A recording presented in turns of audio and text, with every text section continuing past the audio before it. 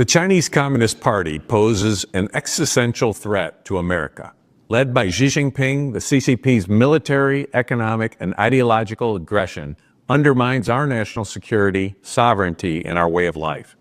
Everything is at stake, and if we do not win, the Chinese Communist Party will bend the rules of commerce, science, and geopolitical power to serve its authoritarian vision. For the past 2 years, the House Select Committee on the CCP has shone a light on China's actions that threaten American interests, while forging bipartisan consensus on the steps needed to safeguard our nation.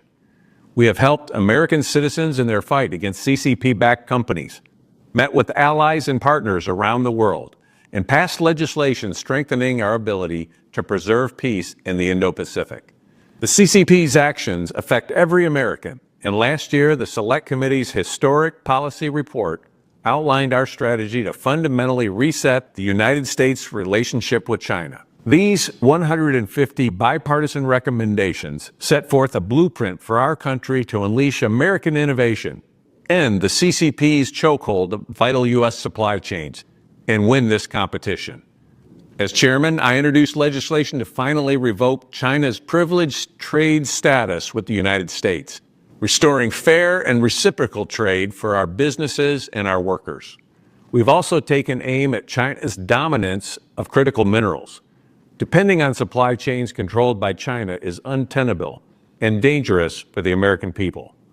That's why a bipartisan group of members on the Select Committee worked to introduce legislation that will safeguard America's supply chains and reduce our economy's dependence on the CCP. China's supply chains are also tainted by horrific human rights abuses, and our work has led to companies being blacklisted by the federal government.